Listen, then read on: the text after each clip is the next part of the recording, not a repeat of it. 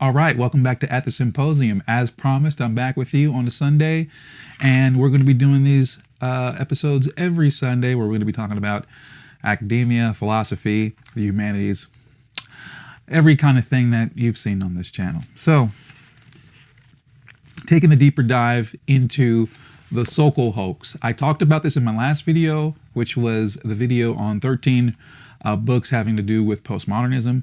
This was one of the particular books I mentioned on that list that was very important, one which I referenced a lot and put a lot of emphasis on because it was such an impactful book in the literature of postmodernism, but also in the literature of postmodernism with respect to science.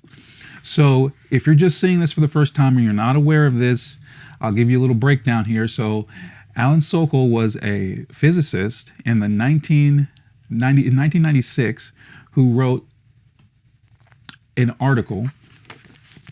The title of the article was Transgressing the Boundaries Towards a Transformative Hermeneutics of Quantum Gravity.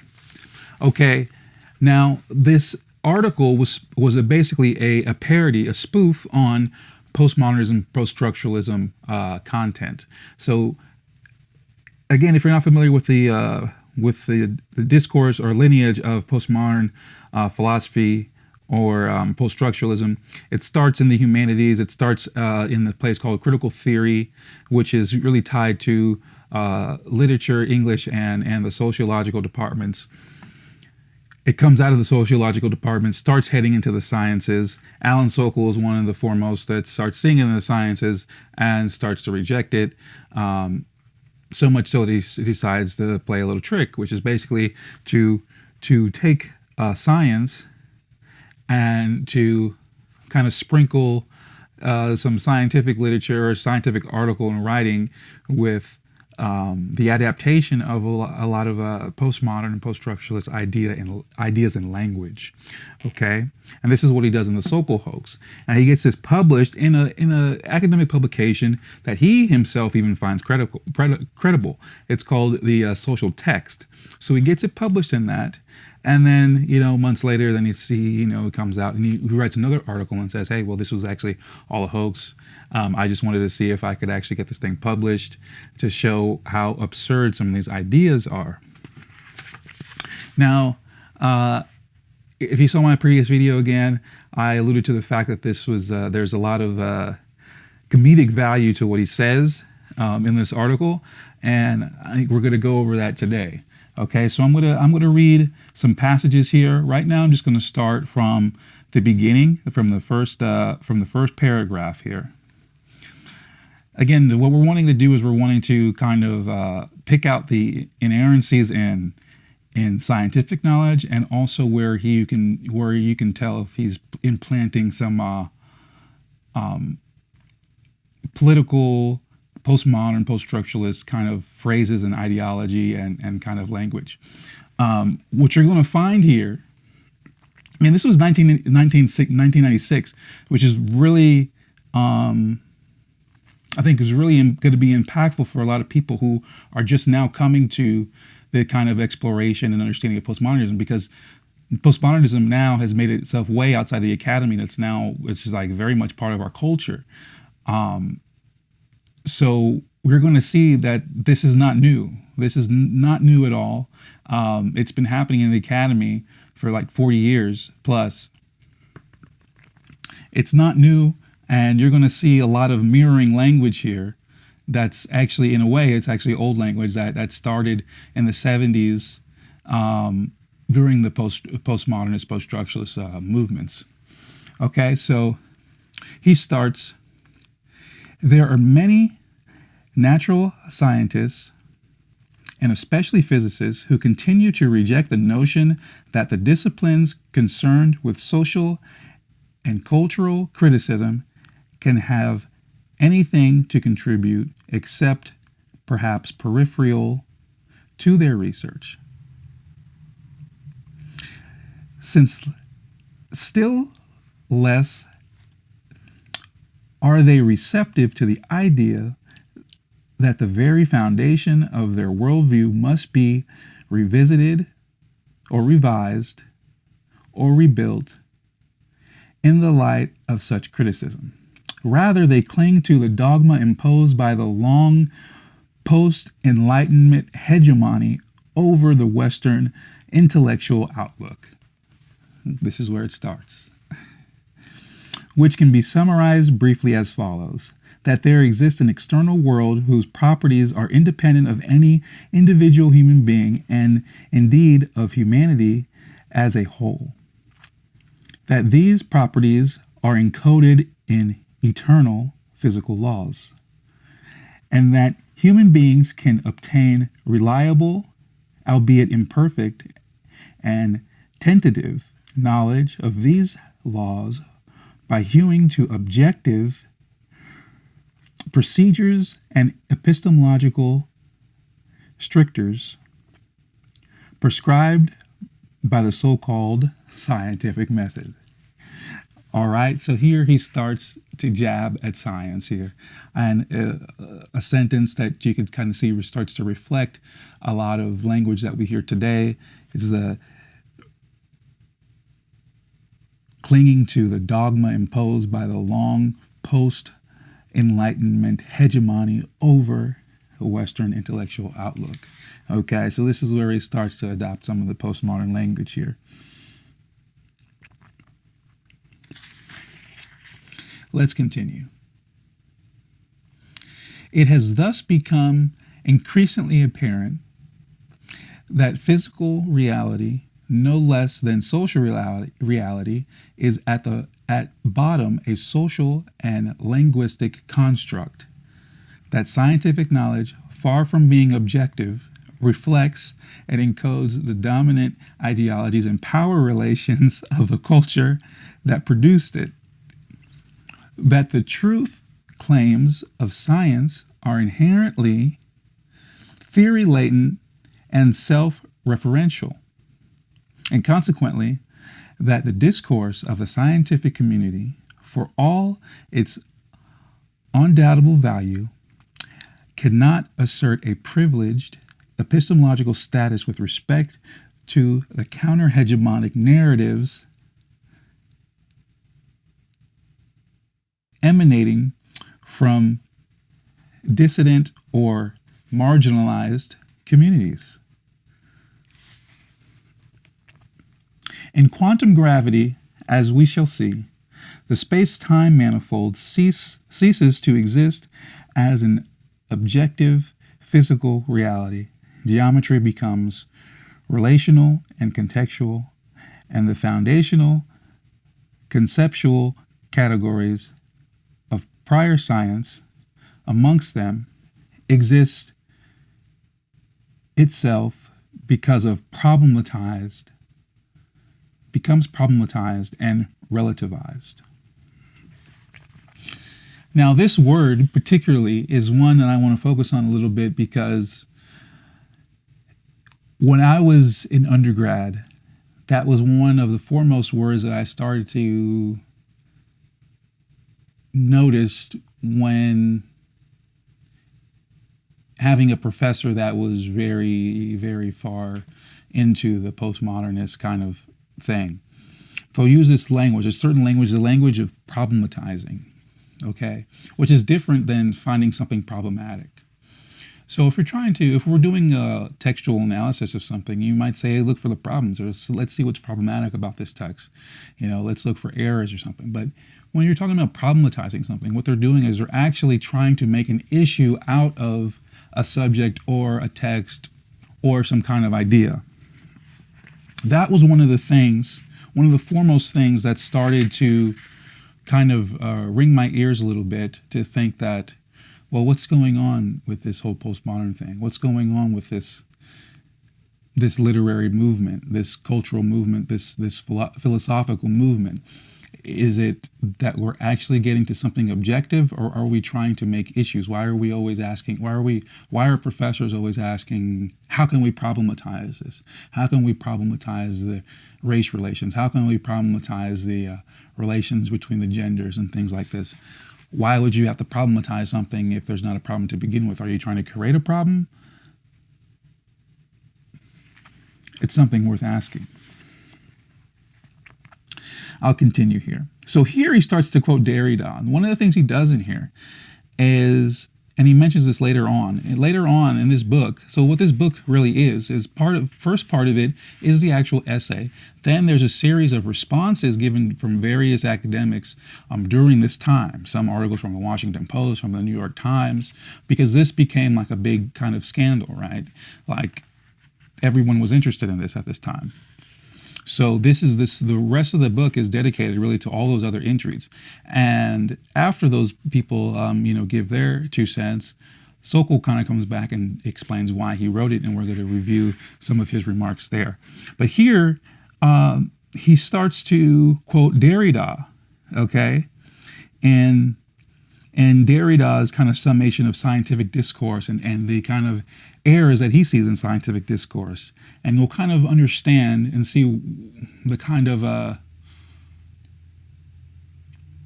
just odd perspective that postmodernism holds, maybe in general, but also with respect to science. So here is Derrida. When I take, for example, the structure of certain algebraic constructions, where is the center? Is the center of the knowledge general rules which, after a fashion, allow us to understand the interplay of the elements? Or is the center elements which enjoy a particular privilege within the assembly? With Einstein, for example, we see the end of a kind of privilege of empiric evidence. Okay? And in the connection, we see a constant a constant which is a combination of space-time, which does not belong to any of the experimenters who live the experience, but which, in a way, dominates the whole construct and this notion of the constant. Is this the center? That's Derrida's take on special relativity. Okay? Let's go further. The teaching of science, and this is back to Sokal here. This is his remarks. The teaching of science and mathematics must be purged of its. This is how he's trying to play the game here. So this is where you really see him play the game. This is near the end of the. This is the last page of the article where he really starts to go in here. The teaching of science and mathematics must be purged of its authoritarian and elitist characteristics. And the content of these subjects enriched by incorporating the insights of the feminist, queer, multiculturalist, and ecological critiques. Okay, again, this is not new. The whole push of trying to say science is racist, or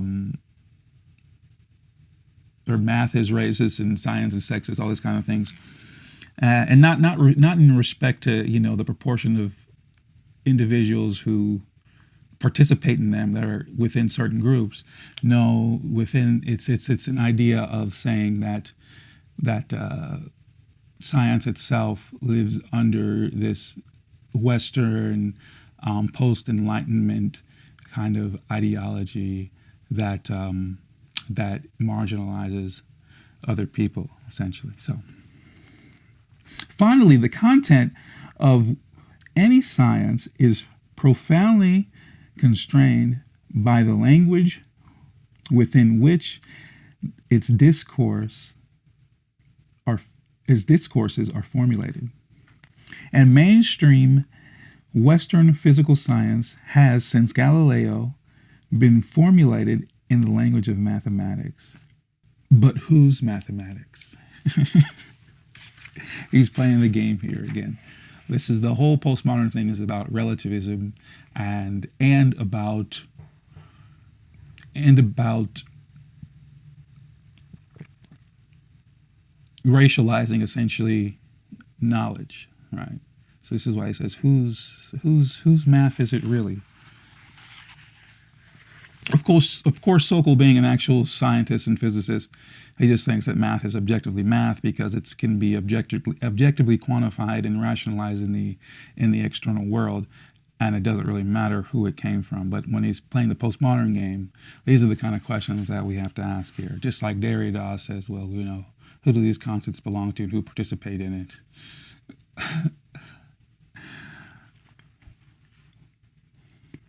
Now, we're going to talk about his entry here, talking about why he wrote the parody. I wrote my parody not to defend science against the supposed barbarian hordes of sociology, but to defend the American academic left against irrationalist tendencies, which, though fashionable, are nevertheless suicidal. And this is very much my take on it. That's what people sometimes don't understand. I've had a lot of conversations with people about these things. And if you speak against postmodernism sometimes, which they know in the way of political correctness and kind of what we call today wokeism, a lot of people think that you're against the left or something, but not against the left at all. I went to liberal arts schools. Looks like Sokal here is definitely a fan of the academy, probably leans a little bit left. Most of it's like 75% or higher of professors lean left in the academy. But some of them don't want it to see it destroyed by bad ideas. And that's where I kind of take my stance, is that I don't care, first of all, when we talk about, liberal arts is not supposed to be something about that it coincides necessarily with left politics. Now, liberal arts is really about the appreciation and excavation through the humanities and exploration through the humanities, and the cultivation through the humanities, whether that's the arts, science, literature, or philosophy, or what have you. Leftism or the liberalism in the academy is not necessarily supposed to be tied to a political outlook. And it wasn't always that way necessarily. It's just become that way more and more. And what Sokal calls for is something of which, I would call for myself, which is not to let bad ideas, rule any portion of the academy, whether it's liberal arts, whether it's leftist politics, or anything more conservative. The problem isn't the political affiliation. It's that they're just wrong. Like, they're just bad ideas, and somebody needs to safeguard them. That's actually the whole purpose of academics, is to safeguard ideas. So someone like Sokal doing this is this is why I appreciate him so much, because he's doing his job as an academic.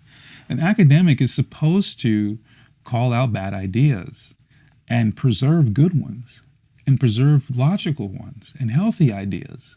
If we start to perpetuate bad ideas in philosophy or in the sciences or in the academy, we're not doing our job.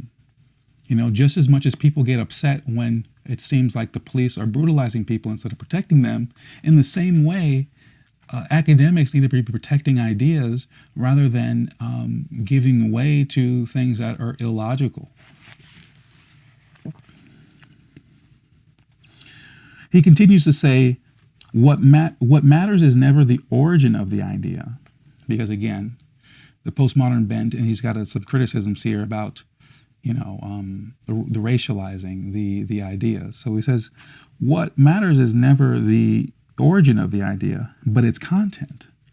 Intellectual laziness and posturing deserves to be criticized whenever or wherever it comes from. Okay?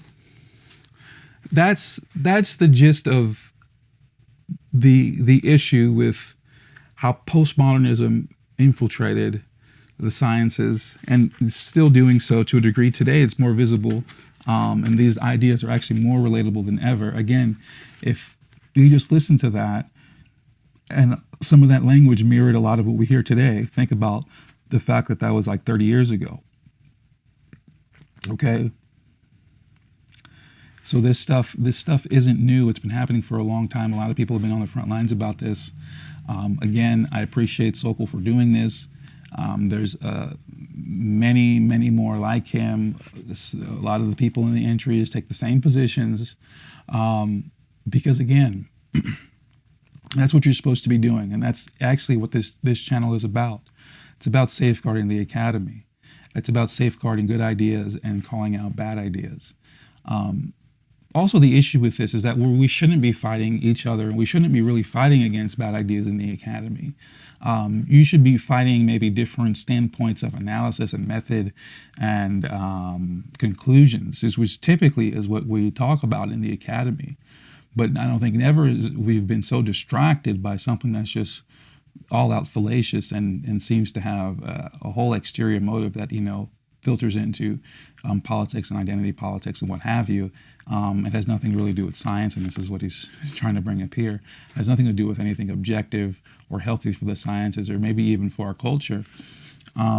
It just has everything to do with individuals in the academy that have